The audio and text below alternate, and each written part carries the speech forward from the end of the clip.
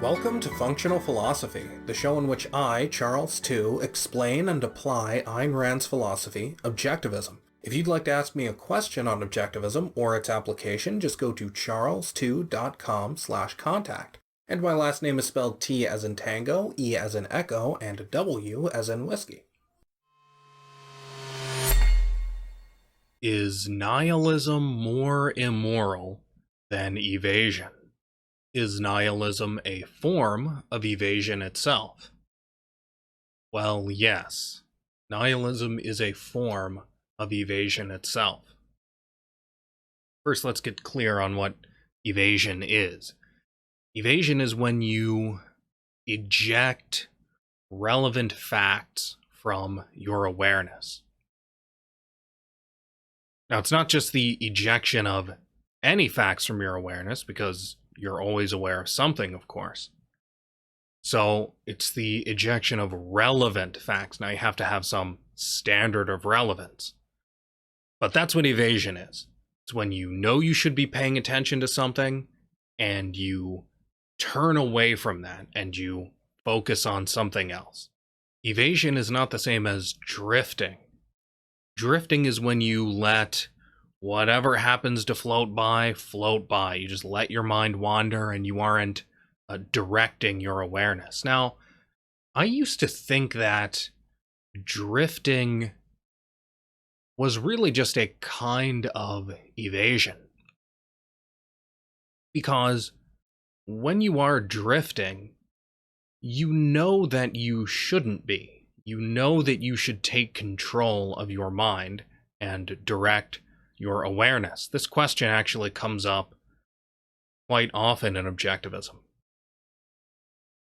People notice that your basic choice is to focus, and that reason depends on focus, and so they think, well, if you have to focus before you are really clear on what's going on around you, then what about the choice to focus itself? If you have to focus in order to use reason, then is choosing to focus irrational? Is this just an arbitrary choice? Why choose to focus? How can you know that you should focus before you're in focus? And the answer to this is that even when you're drifting, you aren't totally brain dead. You're aware of something, you're just not directing your awareness. But so long as you are capable of directing your awareness, then you are aware enough to know that you should. So even when you're drifting, you should be doing something else and you know that, but you're not doing it. So that seems a lot like evasion, where you're focusing on something that you shouldn't be focused on. You know better. But evasion really is something different because it's active. You are actively turning away from what you should be paying attention to, whereas drifting is passive, and that's a valid distinction. And even though Ayn Rand speaks usually as if evasion is what immorality boils down to, and I think that's substantially true, I would say that drifting, even though distinct from evasion because it's passive rather than active, is still immoral. I don't know if she had some important reason for identifying evasion as the essence of immorality and leaving drifting out, if there's some important distinction there, or if she just thought evasion is a much bigger issue, which I think it is. Drifting is not that important. Most people aren't doing bad by drifting. They're doing bad by evading. Now, to be clear, drifting is not when you're just walking around alert, open to the things around you, basically paying attention, but not concentrating on anything in particular.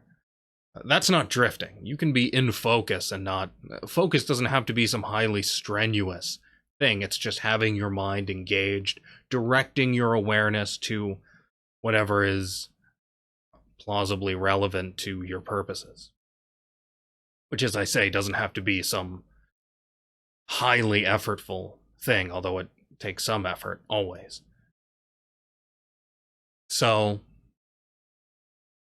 anyway, that's just to be clear on what evasion is. Evasion is the active, it's not drifting and letting float by whatever floats by, but directing your awareness, being active with your awareness, but in the wrong way, directing it away from what you should be directing it toward. So, nihilism, I say, is evasion motivated by the desire to destroy. I've spoken about this before. I'll briefly give an example of this just to concretize the distinction here between just basic evasion and nihilistic evasion. If you refrain from checking your bank account before you make an expensive purchase because you're afraid you can't afford what you're going to buy, that's evasion. It's immoral.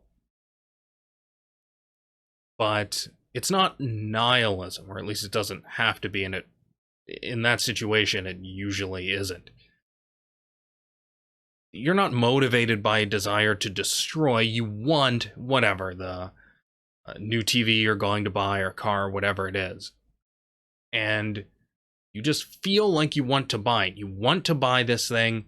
You don't want to be limited by the facts, so you ignore the facts. But really, you are focused on a positive. You want something. You don't want to destroy as an end in itself. You want this positive thing, and you're ignoring facts so that you can do what you feel like doing.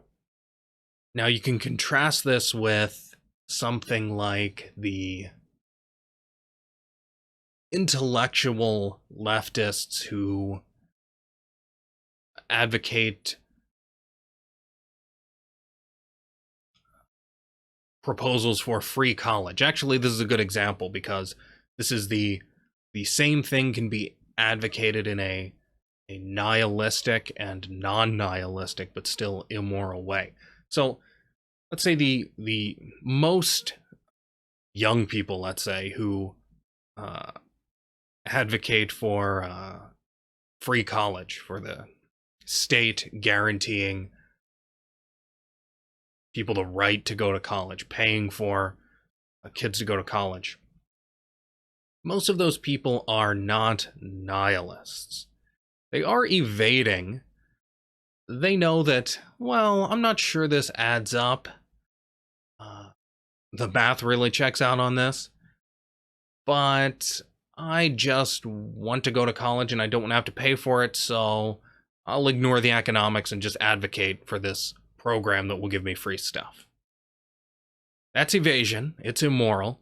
It's not nihilism. Now, the people at the top, the real intellectual leftists who advocate this kind of thing, are nihilistic. For them, what they want is to punish rich people. The goal for them is to deprive wealthy people of their money. They don't really care so much about giving people free college. What they care about is taking this money away from the millionaires and billionaires. That's what they're really motivated by. That's their real goal. So that is nihilism. Although, I'd say what's being evaded there is actually different. Those people may know very well that what they're saying doesn't make any economic sense. What those people are evading is the worth of adhering to the facts of reality. So yes, nihilism is a form of evasion. It is evasion motivated by the desire to destroy as an end in itself, not by a desire for something positive. Now you ask, is nihilism more immoral than evasion? And I would say nihilism is the most immoral kind of evasion, or it's evasion for the worst reason. And I use nihilism and evil synonymously. When I say somebody is evil, as distinct from just immoral, I mean that he is being evasive for the purpose of destruction. For the purpose of destruction, not just that's what results from what he's doing. That's what always results from evasion, but that's his actual intentional goal. That is what I regard as evil. And then anything short of that is just immoral. Now, objectivists often use evil in a different way. They designate a different concept with the same word. I think Ayn Rand did this, and Leonard Peikoff did this, and I think this other concept is equally valid. It's just a different concept.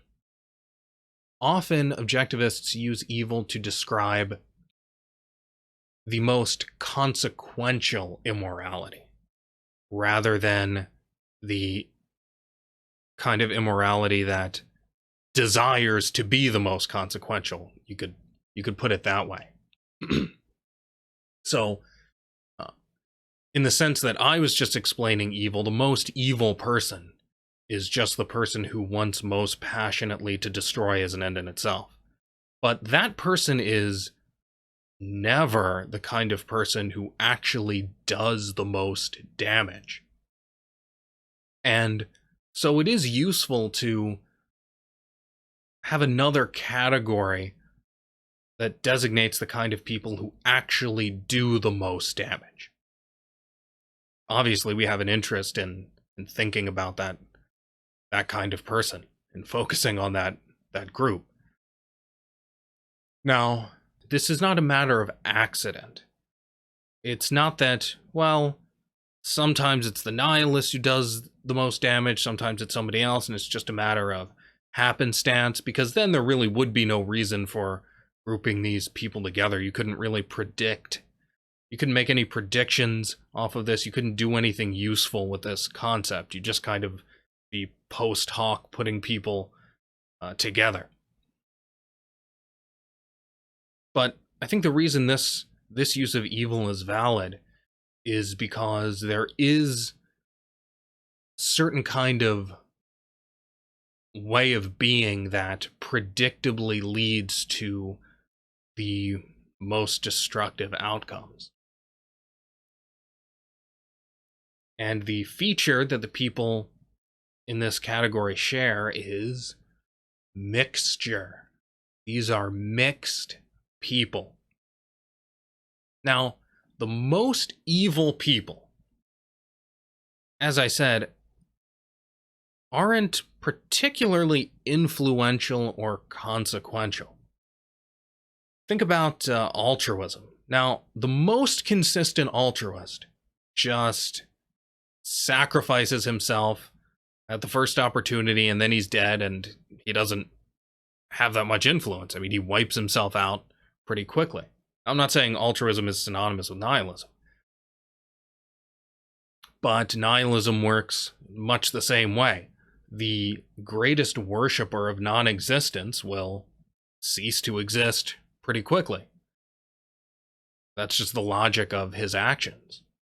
Evil is really the gray. That's all that can exist. It's not black versus white. It's white versus gray.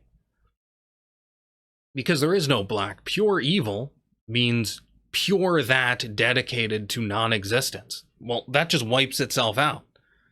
So the only kind of evil that can exist for any real length of time is a mixed kind. So it is really mixture that is evil. What's really dangerous is evil supported by the good. This is why Ayn Rand, a major reason why Ayn Rand believed in the benevolent universe premise. Because she thought evil was impotent. The only reason evil can subsist at all is by support from the good. I mean, there are countless examples of this. North Korea today survives by handouts from non-dictatorships. The Soviet Union lasted so long only because of aid from the West. You can think about some deadbeat relative who would die based on his own actions, but is supported by the virtue of some relative who does work and gives some of his money to this relative. So evil is really only a serious issue when it is supported by the virtuous.